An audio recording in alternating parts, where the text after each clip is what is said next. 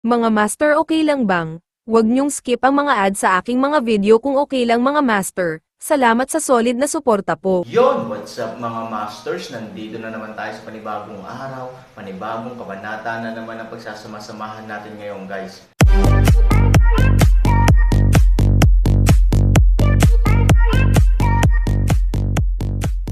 Bali mga masters, kung bago ka pa lang po sa aking YouTube channel, please click the subscribe button, lalong-lalo na po yung notification bell guys, para maging connected pa rin tayo sa isa't isa at maging updated kayo sa mga susunod ko pang video. Bali mga masters, bago natin umpisahan ng kwento ay mag-shoutout po muna tayo para sa mga solid nating tagapakinig. Shoutout kay Justin Villanueva, shoutout kay Jay Elacas, shoutout kay Henry Swan, shoutout kay Jeps. Yun na nga mga masters, no? Bali hindi na ito patagalin. In 3, 2, 1, let's go! Mga masters, 3 video po araw-araw ang i-upload natin. Ang bagong yugto ni Daryl sa Storytelling Channel sa YouTube mapapakinggan. Ang bagong kabanata, nang lumipad na ang tatlo patungo sa lugar ng mga mangkukulam. Seryoso ang pigire ni Master Ken. Habang nalipad ang tatlo, si Sophie ay hindi umiimik. Iniisip nito kung ano na ang mangyayari. Makakabalik pa ba siya sa palasyo o mananatili ulit siya sa lugar ng mga mangkukulam? Kung ako ay mananatili ulit sa aming lugar siguro okay lang din, dahil makakasama ko naman sila Lola at iba pang mga mangkukulam na elf. Ngunit si Ate Lynn, kapag siya ay nagising sigurado hahanapin ako nun.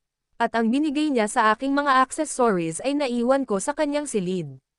Ngayon palang namimiss ko na ang palasyo at ang mga pwede pang mangyari sa akin sa palasyo sa hinaharap. Sana pala hindi ko nalang pinansin si Charlie.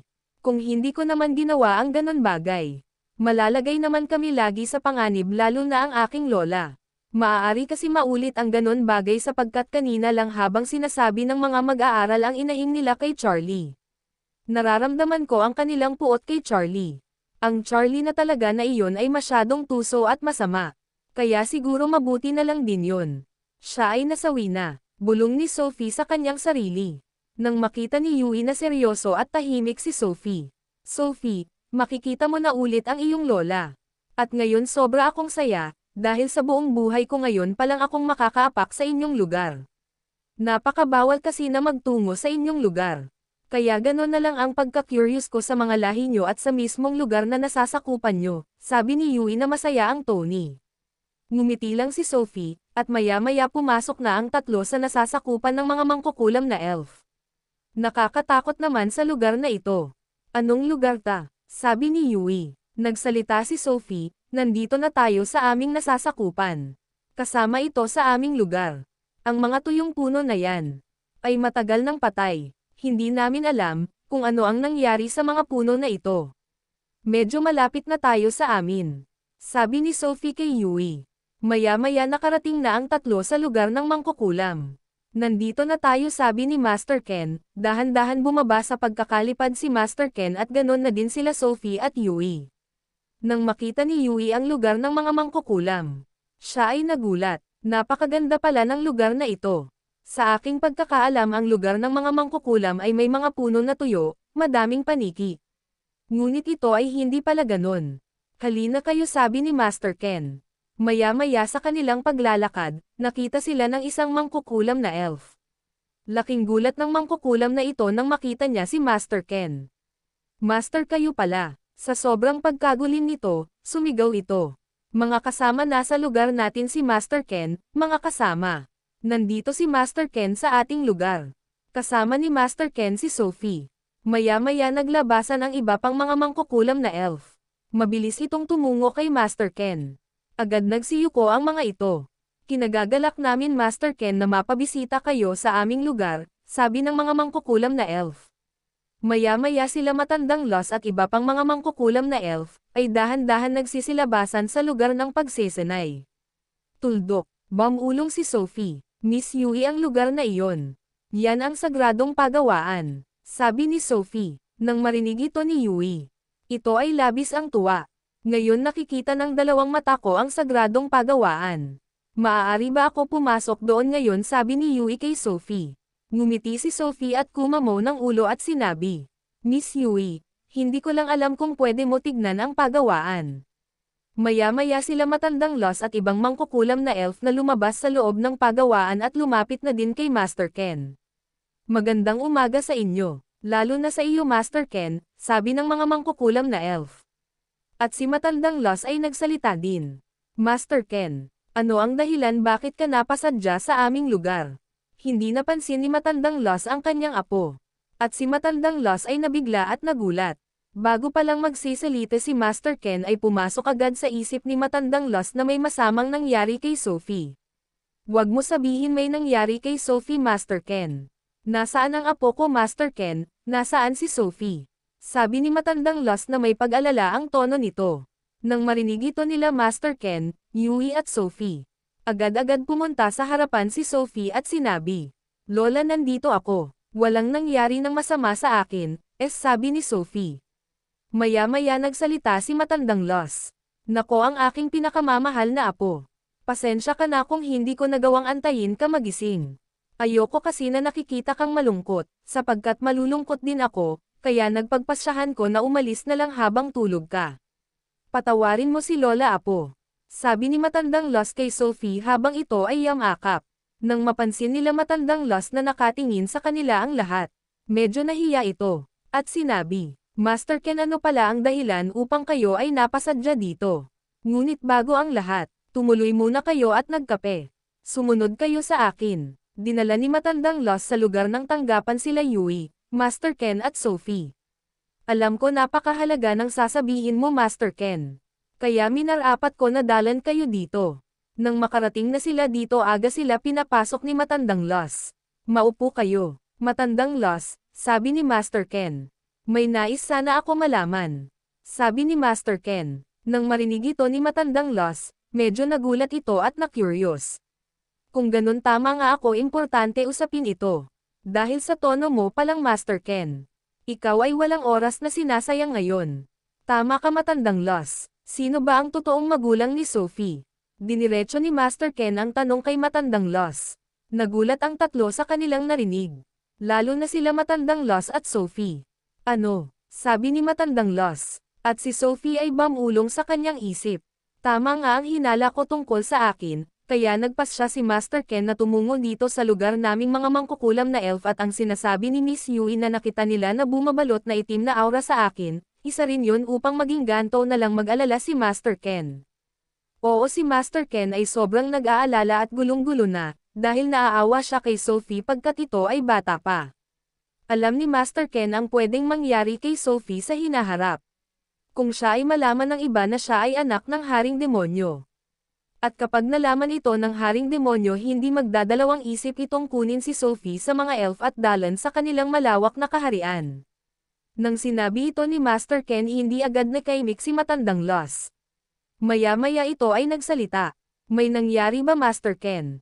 Nang marinig ito ni Master Ken, kinukwento niya ang lahat ng nangyari kanina. Oo matandang Lost, kanina sa lugar ng pagsisinay. Si Sophie at ang gumawa sa iyo ng kalapastanganan gawain at sa inyong sagradong pagawaan ay nagkaharap. Sabi ni Master Ken, nagulat si matandang Lost sa kanyang narinig. Ano? Paano? Sabi ni matandang Lost. Hindi ko din alam kung ano ang buong pangyayari. Sophie, at Yui ikwento nyo lahat-lahat. Sabi ni Master Ken. Si Sophie ay agad nagsalita. Kanina kasi Lola habang kami ay naglakad-lakad sa labas ng palasyo. Napapansin ko na may sumusunod sa amin, ngunit ito ay hindi ko muna pinansin, nais muna matiyak kung kami talaga ay sinusundan. Nung pumunta na kami sa lugar ng pagsisinay, doon ko lang, napagtanto na kami talaga ay sinusundan. Pagpasok namin sa lugar ng pagsisinay. At dahil nastorbo ko ang mga mag-aaral na nasa loob. Tumakbo ako palabas dahil nahihiya ako sa aking ginawa. Nang marinig ito ni matandang Lost, agad niyang tinapik ang balikat ni Sophie. Ikaw talagang bata ka. Hindi ka na natuto sa nangyari sa iyo sa loob ng palasyo. Dahil sa pagiging magaslaw mo muntik ka na mapatay ni Prinsesa Lin. Sabi ni matandang Lost. Nang marinig nito ni Sophie agad niyang pinatigil si matandang Lost. Lola, tumahimik ka muna. Ako ay nagkukwento. Tumahimik si matandang Lost. Nang mapansin ito ni Yui medyo tumawa ito. Itong si Sophie talaga. Ang kanyang pag-uugali ay para din talagang kay Miss Lin. Walang preno ang bunganga. Maya-maya nagkwento ulit si Sophie. Tapos Lola, nakita ko ang lalaki na iyon na para bang hinahantay kami. Kaya nagpasya ako lapitan ito at pinagalitan. Dahil sa pagmamatigas nito sinubukan ko siyang atakihin gamit ang aking palad. Ngunit ang lalaki na iyon ay may sapat na kakayahan. Kaya ito ay kanyang nasalag. Nang marinig ito ni matandang Los, agad ito pinatigil muna si Sophie. Saglit lang apo. Tama ba ang aking narinig lalaki ang gumawa ng kalapastanganan sa lugar ng pagawaan at sa akin? Oo Lola, lalaki ito. Binatilyo ba apo? Na may kataasan at medyo payat ang pangangatawan. Tama nga Lola, paano nyo nalaman? Nagulat din ang lahat lalo na si Master Ken. Sinabi ni matandang Los sa lahat. Nung mga nagdaan na araw, nakasalubong ko ang binatilyo na iyon, sa lugar natin. Nung una pa lang naghinala na ako na may gagawin hindi maganda ang lalaki na iyon sa ating lugar. Kaya ito ay aking pinuna at tinanong kung ano ang ginagawa niya sa ating lugar. Agad itong nagsabi na, naligaw lang siya at hindi sadya na napadpad siya sa pinagbabawol na lugar para sa mga elf. Oo, isang elf din ito.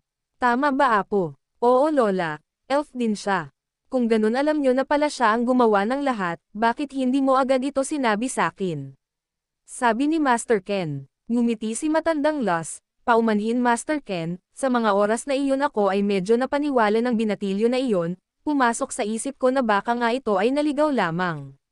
Dahil wala din sa kanyang itsura na makakagawa ito ng ganun mga bagay. Kaya hindi ko sinabi sa iyo yun dahil hindi pa ako nakakatiyak na siya talaga ang may gawa ng lahat ng kalapastanganan na gawain. Sabi ni matandang Los kay Master Ken. Maya-maya pinagpatuloy ni Sophie ang kanyang sinasabi. Tapos Lola, nung una hindi ko pa alam, na siya din pala ang may gawa ng lahat ng nangyari sa ating lugar, lalo na sa iyo na muntik ka na mapahamak. Sabi ni Sophie, nang marinig ito ni Master Ken, at matandang Los, si Master Ken ay bigla ulit nagsalita. Sophie, paano mo nalaman na si Charlie ang gumawa ng kalapastanganan sa inyong lahing mangkukulam na elf? Sabi ni Master Ken. Maya-maya tumingin si Sophie kay Yui. At ito ay nagsalita. Miss Yui, maaari mo ba ikwento sa kanila ang nangyari? Sabi ni Sophie nang nakangiti. Maya-maya, napakamot ng ulo si Yui at sinabi. Nung nakita ko kasing lumabas si Sophie sa lugar ng pagsesenay, agad din ako tumakbo para sundan siya. Sa aking paglabas sa lugar ng pagsesenay, hindi ko makita si Sophie. Kaya ginamit ko ang aking kakayahan upang malaman kung nasaan siya. Nang nakita ko itong, kaharap si Charlie at itong si Charlie ay may dugo sa bibig. Alam ko na agad ay sila ay nag-aaway.